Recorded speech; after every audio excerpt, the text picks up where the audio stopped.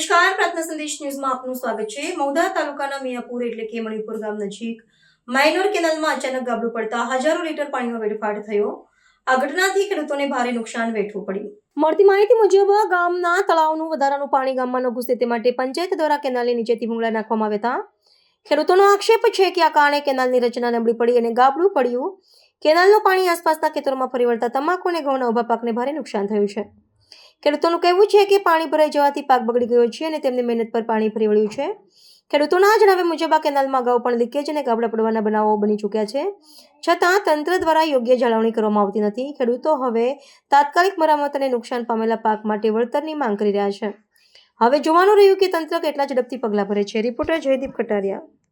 ગામ મિયાપુર પરમાર જયંતિભાઈ સનાભાઈ જ્યાં કેનાલની જ્યારે ગામનું તળાવ ભરાયું ત્યારે સરપંચે ગેરકાયદેસર નેર કરી અને નેરની મંજૂરી લીધી છે અને નગવાલ રોડ ઉપર આવી નેર નીકળે છે રામનગરથી નગવાલ જાય અને જ્યારે આ ગટર ખોતરી અને પાણી બગાડ થયો અમારે લગભગ 5 વીઘો આશરે 2.5 લાખ રૂપિયાનો ખર્ચો છે।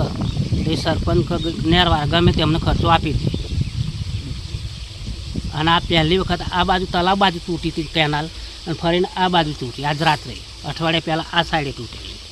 આ બાબતે આપણે ગામના સરપંચને જાણ કરી પણ એ આઈને જોઈને જતા રહે, બીજું કંઈ અમને જવાબ આપ્યો નહીં।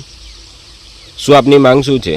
આપણી માંગ એ કે કેનાલ વ્યવસ્થિત હરખી કરીને બાંધે અને અમારો જે ખર્ચો થતો હોય 2-2.5 લાખ રૂપિયા 5 વીઘાનો એ અમને આપી દે। નુકસાનમાં શું શું થયું છે? નુકસાનમાં તમાકુ, ઘઉં। પ્રાર્થના સંદેશ ન્યૂઝની તમામ લેટેસ્ટ અપડેટ્સ માટે ચેનલને હમણાં જ લાઈક, શેર અને સબસ્ક્રાઇબ કરો।